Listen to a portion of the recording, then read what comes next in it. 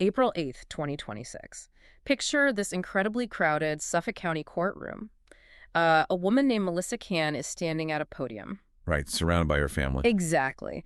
And she is just staring out at this absolute sea of camera lenses and reporters, and she's fulfilling a promise she made 19 years ago. A promise to never, ever stop searching for justice for her sister, Maureen. Yeah.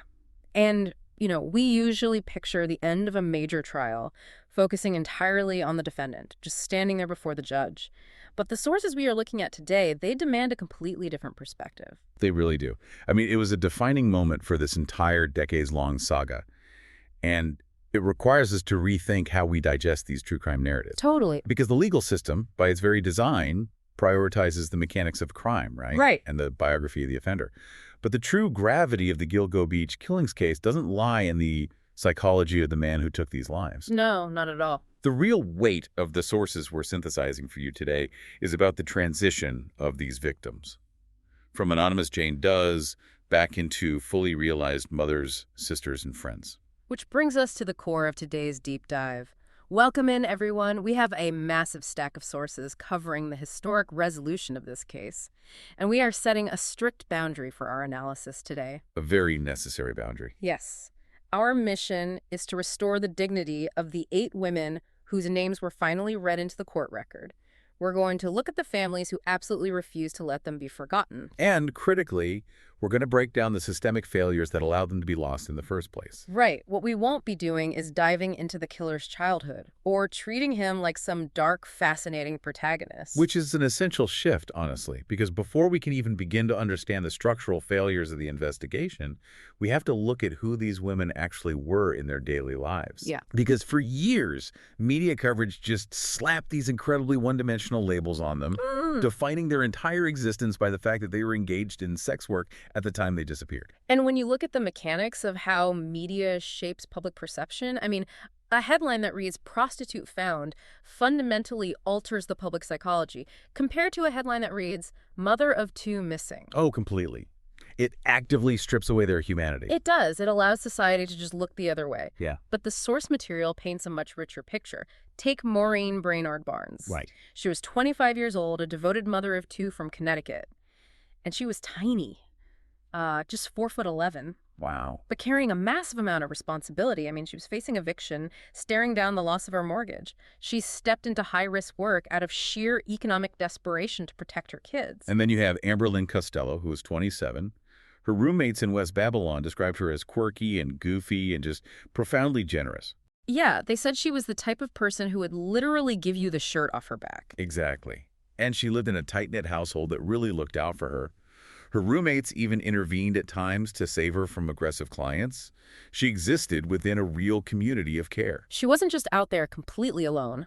We also have Megan Waterman, a 22-year-old from Maine. Right. She was a young mother, and her entire daily routine was anchored by phone calls with her 3-year-old daughter. Her family described her as vulnerable, but possessing this heart that was loved by so many. And then there's Karen Vergata.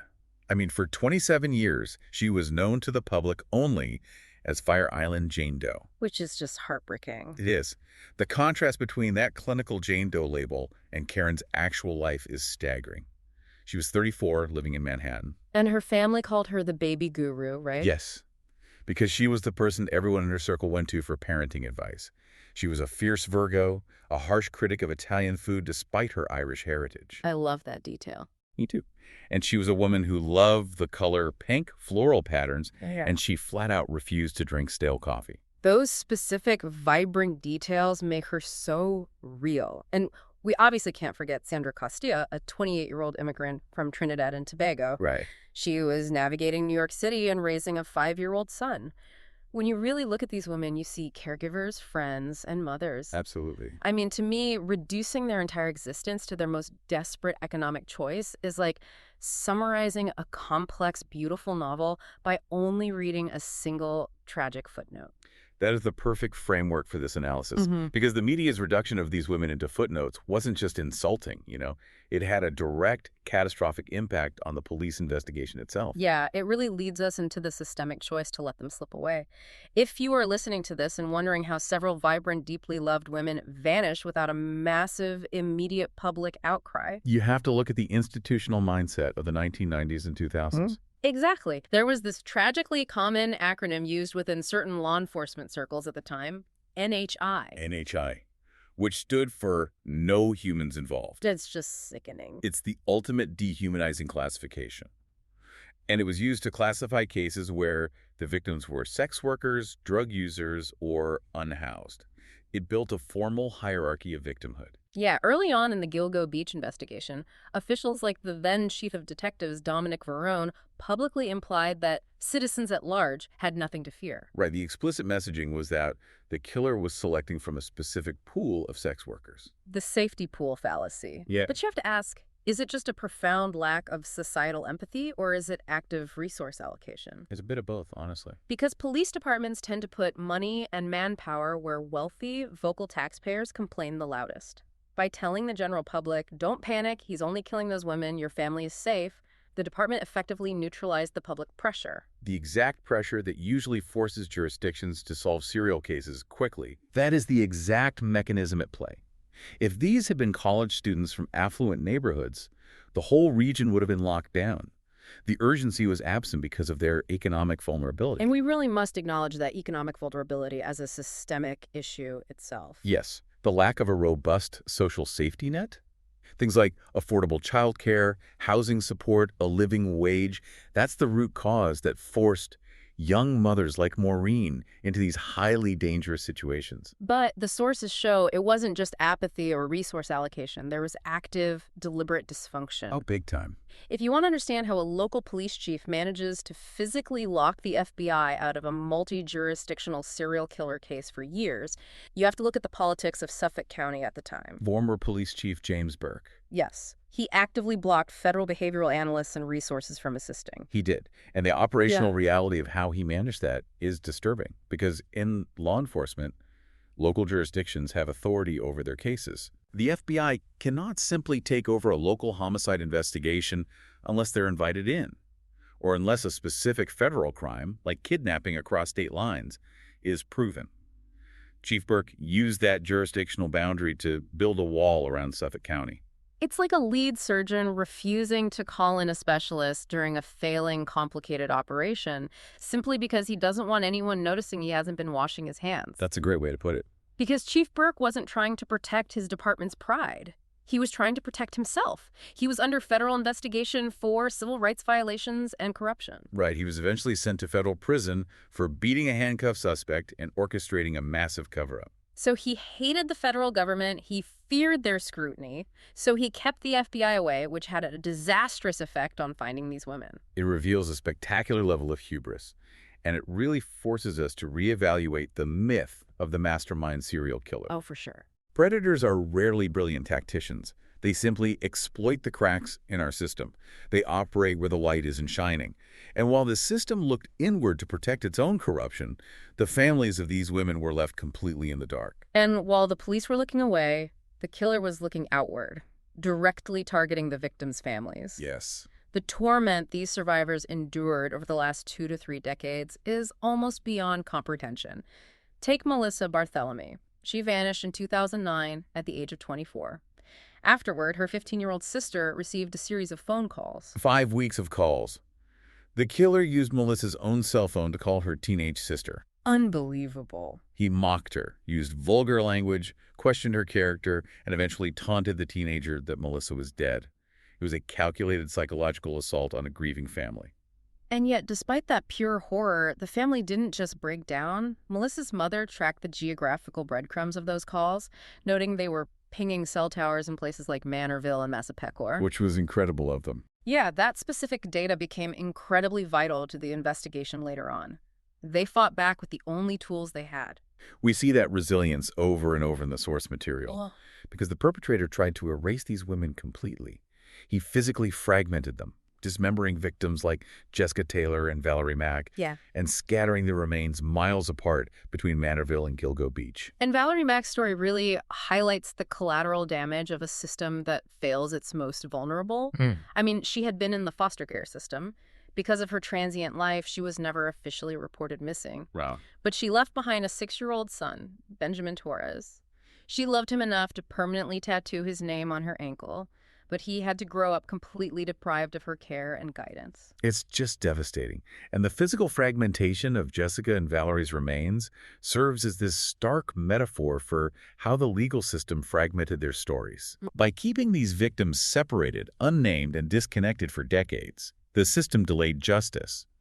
It took a combination of relentless family advocacy and advancements in science, specifically genetic genealogy, to force the system to see these women as whole people again. Right. And if you're following cold cases lately, you hear genetic genealogy thrown around like it's a magic wand, but the mechanism behind it is painstaking. Extremely. It's not a television show where you put DNA into a computer and it spits out a driver's license. Investigators take a highly degraded DNA sample, extract a partial profile, and upload it to public genealogy databases like GED Match. They might find a third or fourth cousin. Exactly. Then genealogists spend months building massive family trees backward, using 19th century census records and birth certificates just to find a common ancestor, and then trace the branches forward to the present day to identify someone like Valerie Mack. It is incredibly laborious. But that science, paired with the unyielding push from the families, changed everything. The real catalyst for unearthing the victims was the disappearance of Shanann Gilbert in May 2010. While her specific cause of death remains disputed and uncharged in this particular plea agreement, it was her family's absolute demand that the police search for her that brought investigators into that specific stretch of marshland. Right. If Shanann's family hadn't pushed so hard, the other victims might never have been found. Ever. And all of that pushing, all of those decades of waiting, finally culminated in that Suffolk County courtroom on April 8th, 2026. The perpetrator, Rex Heuermann, stood before the judge and pleaded guilty to 3 counts of first-degree murder and 4 counts of second-degree murder. He also admitted to the 8th murder, Karen Vergata, in 1996, though it was covered under the plea agreement rather than charged separately. Okay. But he just matter-of-factly admitted to the crimes. As he did, the gallery was packed with the victims' relatives, many weeping as they finally heard the truth stated clearly on the legal record. He will serve consecutive life sentences without the possibility of parole. But, you know, the focal point of that day wasn't the mechanics of his plea. It was the statements made by the families and their representatives. Gloria Allred spoke for several of the families, and her statement cut right to the core of the systemic failures we've been discussing. She emphasized that these women were young mothers who lacked meaningful economic alternative. They did not want to be in dangerous situations. They felt forced into high-risk survival work to support their children. Which brings us to an ongoing reality for you to consider. The aftermath of violence does not end with a gavel strike. The criminal case might be closed, but a whole new fight has emerged regarding the victim's legacy. Right. Because the true crime media machine moves incredibly fast, and justice for these families now involves fighting the entertainment industry. Yeah, we are seeing a fierce pushback against the media spectacle. Valerie Mack's son, Benjamin Torres, recently filed a wrongful death lawsuit. And crucially, he is not just suing the perpetrator. Who is he suing? He is suing the perpetrator's ex-wife, Asa Ellerup, and his daughter. Now, normally, you would think the son of Sam law would prevent anyone connected to a killer from getting rich off a tragedy. Right, that's the law originating from New York in the 1970s, designed to stop criminals from cashing in on book deals or movie rights. Exactly. Any money generated is supposed to go to the state's Office of Victim Services to compensate the victims' families. But there is a massive loophole here. A huge one. The current law generally only applies to the convicted criminal themselves, not their spouses. Wow. The context for Benjamin Torres' lawsuit is that reports surfaced claiming the perpetrator's ex-wife was paid over $1 million by NBC and Peacock for her participation in a documentary. $1 million. While the families of the victims are left to pick up the pieces of shattered lives. Yeah. You can completely understand why Benjamin's lawyer argued that this money was an exploitation of his mother's slaughter. It's prompted actual legislative action to close that loophole. Yes. State Senator Kevin Thomas from Long Island is proposing an expansion of the Son of Sam law. The proposed bill would amend the law to explicitly cover contracts with the family or former spouses of the convicted. Okay, so how does it work? The mechanism is pretty simple. If a media company pays a spouse or family member more than $10,000 to talk about the crimes or their aftermath, the state would notify the victims' families, allowing them to press civil action to potentially recoup those earnings. It makes total sense. As Senator Thomas pointed out, it is grotesque for a network to ink a $1 million deal with a suspect's spouse before the ink is even dry on the legal proceedings, while the victims' families are left with nothing but grief. Absolutely. The families are demanding that the narrative belong to the victims, not the media, the police, or the fascination with the killer. Right. It is a reclamation of history. Yeah. And if we look at the true legacy of the Gilgo Beach case, it isn't the genetic genealogy breakthroughs or the guilty plea. The true legacy is how it forced a broken, apathetic system to finally acknowledge the humanity of the marginalized. It proved that no matter how hard society tries to ignore or discard certain people, their lives matter. Melissa Cann, standing at that podium on April 8th, delivered a eulogy for her sister Maureen that I just want to read, because it summarizes exactly what this long fight has been about. Go ahead. She said, "Your voice was never silenced, your story never forgotten, and your life will always be more than the tragedy that took you." That is just beautiful. It really is. You know, this case spanned 30 years, 3 decades, and it was allowed to happen because institutions labeled these women as less than. So, as you go about your work, look around your own community. Who is currently falling through the cracks of our social safety net? Who is being deemed invisible today? And how can we change the narrative so that it doesn't take another 30 years and another tragedy for us to finally see them?